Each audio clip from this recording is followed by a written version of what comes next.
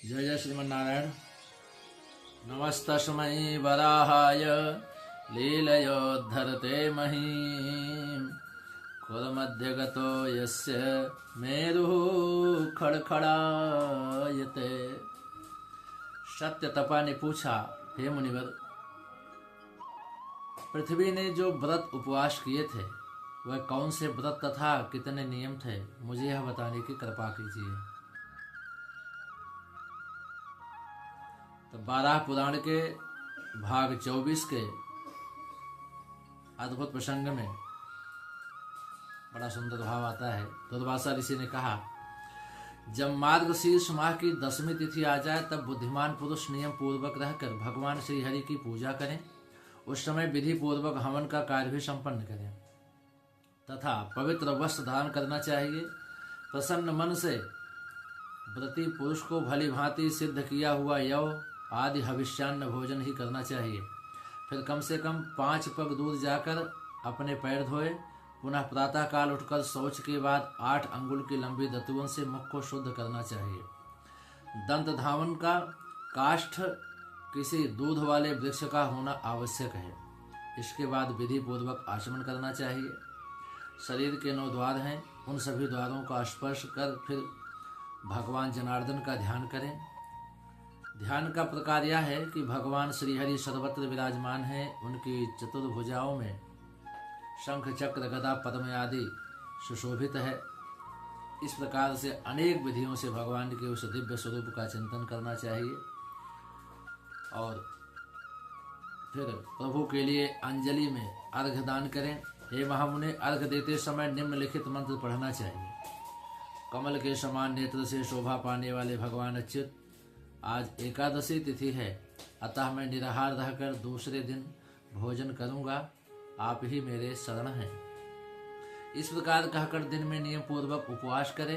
रात्रि के समय देवाधिदेव भगवान नारायण के समीप बैठकर ओम नमो नारायणाय इस मंत्र का जप करें। प्रायः 1000 बार जप व्रती को करना चाहिए।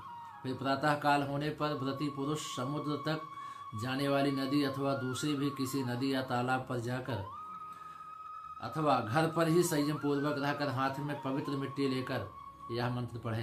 हे देवी, समस्त प्राणियों को धारण करने का पोषण सदा तुम पर ही अवलंबित है। हे सुव्रते, यदि यह सत्य है तो इसके फलस्वरूप मेरे संपूर्ण पापों को तुम दूर करने की कृपा करो। हे कश्यप तनये, पूरे ब्रह्मांड के भीतर रहने वाले जितने भी तीर्थ हैं वह सभी तुझसे स्पृष्ट हैं। उन सबको तुमने ही अपनी पीठ पर स्थान दिया है। हे भगवती पृथ्वी, इसी भाव से भरकर मैं तुमसे यह मृत्तिका ले आज अपने ऊपर धारण करता हूँ। फिर जल के देवता वरुण से प्रार्थना करें। हे महाभाग वरुण, आप में सभी रस सदा स्थान पाए हुए हैं। उनसे इस मृत्तिका को गीला करके मुझे यथाशीघ्र पवित्र करने की कृपा करें। बुद्धिमान पुरुष इस प्रकार विधान संपन्न कर मिट्टी और जल हाथ में लेकर अपने सिर पर आलेपन करें। साथ ही शेष बची हुई मृत्तिका को 3 बार समस्त अंगों में लगाएं। फिर उपर्युक्त वरुण मंत्र पढ़कर विधि पूर्वक स्नान करें। स्नान करने के पश्चात संध्या वंदन तर्पण आदि नित्य नियम संपन्न कर देवालय में जाएं। वहाँ लक्ष्मी सहित भगवान नारायण की षोडशोपचार विधि से पूजा संपन्न करें। पूजा का प्रकार अनेक विधियों से जैसा शास्त्रों में बताया गया है उस प्रकार से भगवान के हर अंगों का स्मरण करते हुए उनके दिव्य स्वरूप का ध्यान चिंतन मनन करना चाहिए। भगवान नारायण संपूर्ण देवताओं के स्वामी हैं। इस प्रकार से उनकी अर्चना करके फिर ज्ञानी पुरुष उनके सामने जलपूर्ण 4 कलश स्थापित करें। उन कलशों को मालाओं से अलंकृत कर उन पर तिल से भरे पात्र भी रखें। इन 4 कलशों को 4 समुद्र मानकर उनके मध्य भाग में एक मंगलमय पीठ या चौकी स्थापित करनी चाहिए जिसके मध्य में वस्त्र बिछा हो। फिर एक सोने चांदी अथवा लकड़ी के पात्र में कुछ न कुछ ऐसे पलाश के पत्ते में ही जल रखकर ऊपर अवयों से अंकित तथा आभूषणों से अलंकृत भगवान जनार्दन की मत्स्याकार सुवर्ण प्रतिमा स्थापित करनी चाहिए। फिर उस भगवत प्रतिमा की अनेक प्रकार से गंध अक्षत आदि से पूजन संपन्न करना चाहिए। पूजन संपन्न होने के पश्चात प्रार्थना करें कि रात में भगवत प्रतिमा के सामने जागरण करना चाहिए। पुनः प्रातः काल होने पर उपर्युक्त स्थापित किए हुए चारों कलशों को 4 ब्राह्मणों को अर्पण करें। पूर्व का कलश ऋग्वेद के ज्ञाता ब्राह्मण को, दक्षिण का कलश सामवेदी ब्राह्मण को, यजुर्वेद के ज्ञाता ब्राह्मण को पश्चिम का कलश देना चाहिए और उत्तर का कलश अपनी इच्छा अनुसार जिस किसी ब्राह्मण को दे सकते हो। ऐसी विधि है।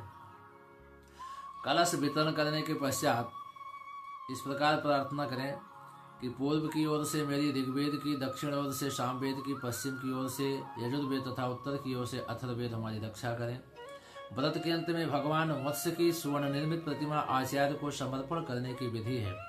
जो पुरुष इस विधि के अनुसार वस्त्र, गंध, पुष्प, धूप आदि उपचारों से भगवान की भली भांति पूजा करता है, जिसके मुख से भगवान नाम रूपी मंत्र उच्चरित होते रहते हैं, जिसे उन मंत्रों का गुणानुपूर्वी अभिप्राय भी अवगत होता रहता है तथा जिसने दान का विधान भी संपन्न कर दिया, उसे करोड़ गुना अधिक फल मिलता है। साथ ही जिसने गुरु को अर्पण कर तो दिया, परंतु आसक्ति एवं मोहवश हो जाने के कारण उनमें अश्रद्धा उत्पन्न हो गई, तो ऐसे प्रति पुरुष के फल में न्यूनता भी आती है। विद्वान लोग कहते हैं कि विधि का प्रकार बताने वाला आप्त पुरुष ही गुरु के पद का अधिकारी होता है। इस प्रकार द्वादशी के दिन विधि सहित दान करके पुनः भगवान विष्णु का पूजन करना चाहिए। अपनी शक्ति के अनुसार ब्राह्मणों को भोजन कराएं, फिर उन्हें उत्तम दक्षिणा का दान करें। भोज्य पदार्थ उत्तम अन्न से निर्मित होना चाहिए। इस प्रकार से धर्म का फल किसी भी प्रकार से बड़ा ही अद्भुत माना जाता है। तत्पश्चात महात्मा कश्यप ने कहा, हे मुने,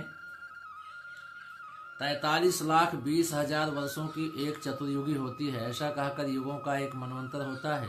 14 मनवंतरों का ब्रह्मा का एक दिन और इतनी ही संख्या की रात भी माननी चाहिए। इस प्रकार 30 दिनों का एक मास और 12 महीनों का एक वर्ष कहा गया है। ऐसे 100 वर्षों की ब्रह्मा की आयु मानी जाती है। इसमें कोई संशय की बात नहीं है। जो पुरुष उक्त विधान के अनुसार इस द्वादशी व्रत को करता है, वह ब्रह्मा जी के लोक में पहुंच जाता है और वहां वह तब तक रहता है जब तक ब्रह्मा की आयु समाप्त नहीं हो जाती। जब ब्रह्मा अपने शरीर का संवरण करने लगते हैं तो उसी क्षण उनके विग्रह में भी वह समा जाता है। पुनः ब्राह्मी सृष्टि आरंभ होने पर वह एक महान दिव्य पुरुष होता है। तपस्वी अथवा राजा का पद भी उसे प्राप्त होता है। इस प्रकार से जो सकाम अथवा निष्काम भाव से जो इस व्रत का अनुष्ठान करता है, उसके इस लोक में किए हुए कठिन से कठिन भी जितने पाप हैं वे सभी क्षण हो जाते हैं, तत्क्षण नष्ट हो जाते हैं। और इस लोक में जो दरिद्र हैं अथवा अपने राज्य से च्युत हो गया है, वह विधान के साथ इस व्रत के करने से अवश्य ही राजा बन सकता है। यदि एक बार भी भक्ति पूर्वक इस व्रत का जो अनुष्ठान करता है, निश्चित ही उस पर भगवान की महती कृपा प्राप्त होती है। हे महामुने, इसके विषय में अब अधिक कहने से कोई प्रयोजन नहीं है। इसकी तुलना करने वाला अन्य कोई व्रत भी नहीं है। ब्राह्मण अप्राप्य वस्तु को प्राप्य बनाने में सामर्थ्य है, वैसे ही इस मत्स्य द्वादशी को निरंतर करे। जिस समय पृथ्वी पाताल में जलमग्न हो गई थी, उस समय उक्त विधान के अनुसार स्वयं उसने इस व्रत का अनुष्ठान किया था। इस विषय में कुछ और विचार करना आवश्यक है। जिसने दीक्षा नहीं ली और जो नास्तिक है, उसे यह विधान बताना अवांछनीय है। जो देवता अथवा ब्राह्मण से द्वेष करता है, उसको इसे कभी नहीं सुनना चाहिए। पापों को तुरंत प्रशमन करने वाला यह व्रत गुरु में श्रद्धा रखने वाले व्यक्ति को बताना चाहिए। जो मनुष्य यह व्रत करता है, वह इस जन्म में धन, धान्य और सौभाग्य प्राप्त करता है। उसे अनेक प्रकार की श्रेष्ठ स्त्रियां प्राप्त होती हैं। यह उत्तम प्रसंग द्वादशी कल्प कहलाता है। जो इसे भक्ति पूर्वक सुनाता है अथवा स्वयं पढ़ता सुनता है, वह संपूर्ण पापों से छूट जाता है। बोलिए लक्ष्मी नारायण भगवान की जय हो।